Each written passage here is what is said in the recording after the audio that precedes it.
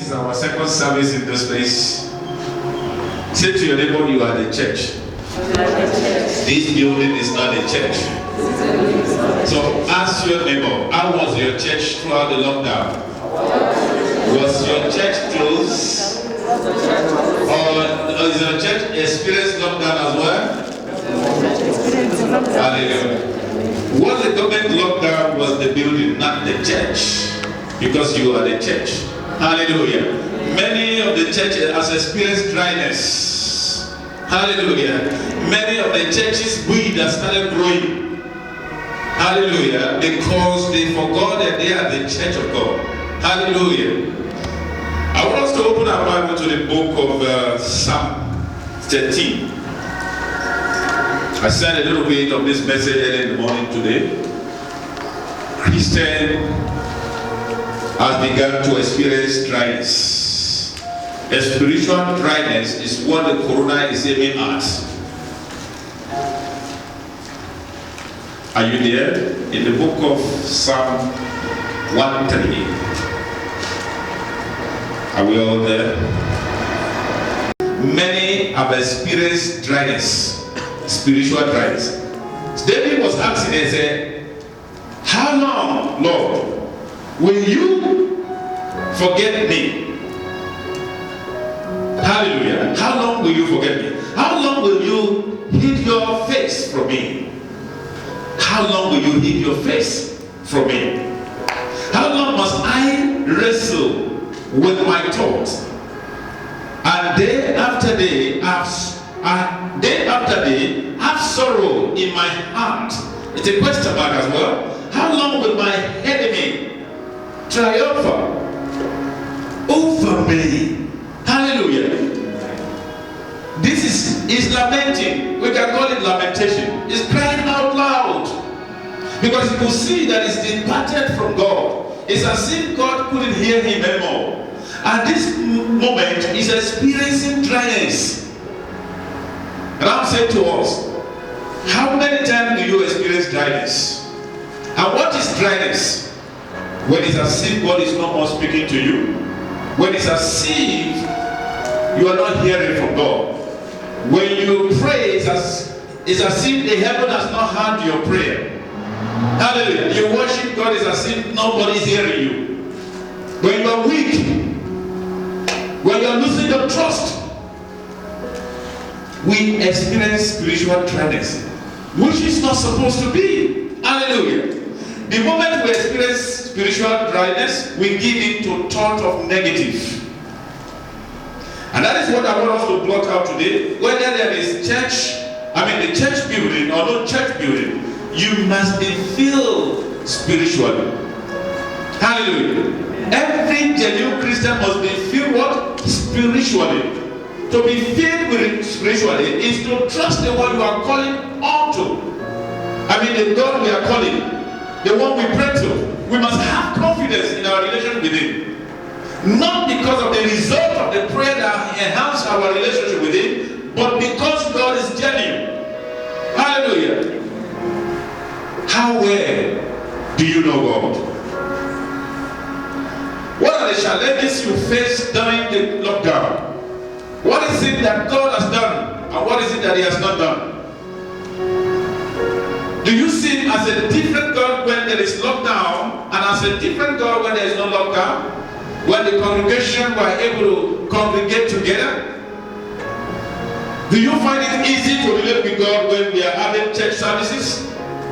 And when the service is now for you alone and your family, do you still find it easy to relate with God? And I want to ask us, how do you feel on Sunday? How do you spend your Sunday? I was asking on Sunday here, how do you spend your Sunday? Hallelujah. How do you spend your Sunday? What do you do on Sunday? Those who are addicted to going to church on Sunday, regularly they cannot miss it. On Sunday, they began to wondering because they are no more in the comfort zone. Somebody who is always Sunday is gone. Now Sunday, 2 Sunday, 3 Sunday, 4 Sunday, what are you lamenting? What are you saying? Hallelujah. Let us look at it. Is your God in Carter's garage? Probably we left him there. We must go fetch him. Hallelujah. Do we left him there? Even this place is not a permanent place. But the permanent place of God is where? Your heart. The Bible says in the book of Ephesians 2, it said, I build you together as my holy habitation, where my temple dwell permanently. Hallelujah. So God is not dwelling permanently in a building that is made of brick. Or whether we build it with gold or silver or diamond. It does not dwell there. But it dwells where? In our heart. So when I'm asking you, how was your church? I'm asking you, what was your heart like? How? What is in your heart? Were you pounding on negative? Or were you pounding on positive? Or is it because of the challenges you have that makes your heart change? Let's look at what David was confessing there.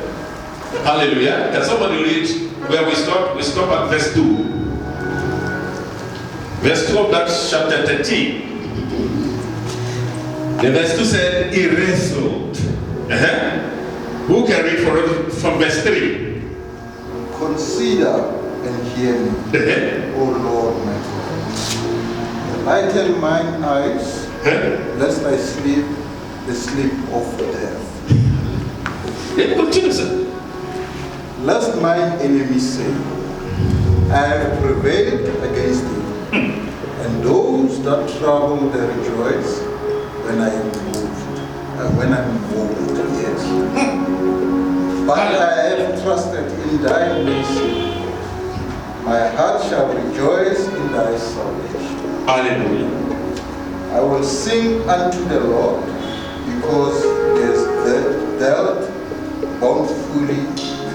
Hallelujah. Is it the same man who is confessing this? The one who confessed verse 1, 2, 3. Is it the same one who is confessing 5 and 6? What has come over him? Hallelujah. You read from which version? King James. This NIV. The same man who is confessing, how far are you to me, Lord? Why have you forsaken me? Is it the same man who is saying, but I trust in your unfailing love? How come it starts that way? There's always a time in our life that Christians experience dryness. But how do you deal with your dryness? Hallelujah. Who haven't experienced dryness yet? Before? You pray as if God is not hearing you. Huh? Any champion here who have not experienced dryness? Hallelujah. You pray as he has not heard you. You give a man to your prayer that this is wrong. It's not working. Hallelujah. You proceed to pray again and it's not working at all. You fast for many days. It's like, I wasted that time. I shouldn't have fast because it's not working. Hallelujah. But what do you say? Do you still trust God in the midst of your dryness? Do you still trust Him? Do you still believe in His love? Do you know that He loves you even though you thought He's not hearing you? Even though you thought He's not hearing, does it mean He can't hear you? Hallelujah. This is a man David. He knew that God had heard him when he called unto Him. Hallelujah. And he began to express it. He said, I know your unfailing love. Even though it's as if you are forsaken me, but I know that you are still there. You are the God of my salvation. Hallelujah. You are the God of my salvation. Let's look at another scripture. Let's go quickly to the book of John. The book of John. John 4.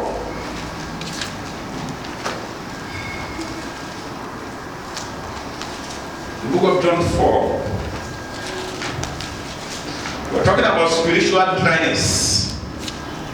Spiritual dryness. How often do you become dry? But you have never experienced dryness. If indeed you have experienced dryness, how do you come out of it? How do you come out of it? Not coming out of it is dangerous.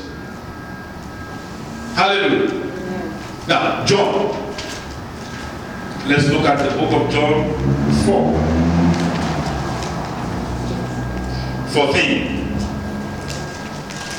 The book of John 4:14.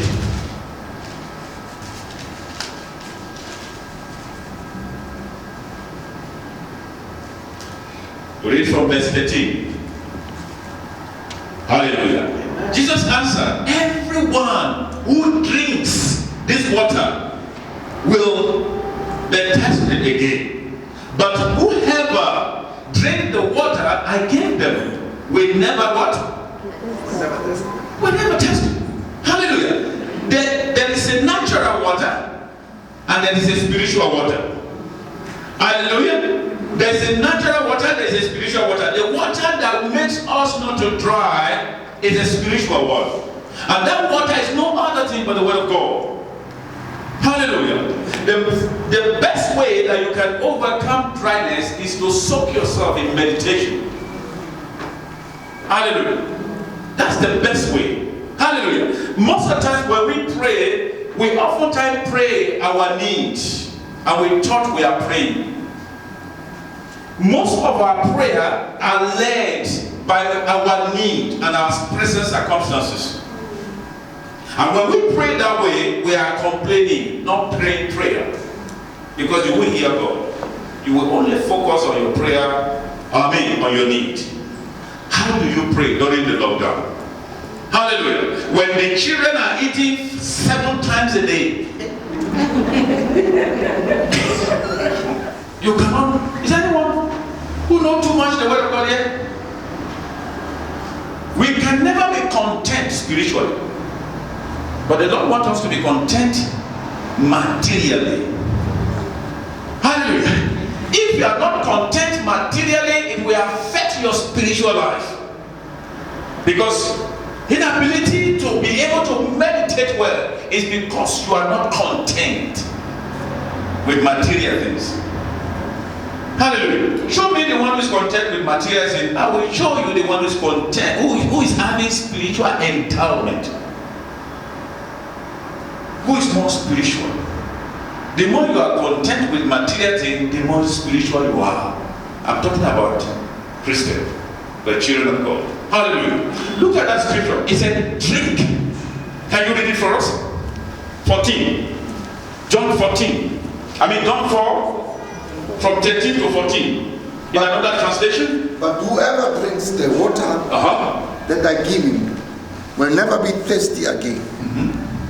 But the water that I give him will become in him a spring of water. Hallelujah. Satisfying his thirst for God. Welling up, continually flowing, bubbling within him to eternal life. To eternal life. It continues to flow within you. Hallelujah. It continues to do what? The abundance of the word of God comes as a river. It flows. It's an answer to every thought of negativity. Hallelujah. When the flesh reminds you of this, the word of God flows. If you don't have the word of God in replacement of negative thought, it will overcome you. The negative thought.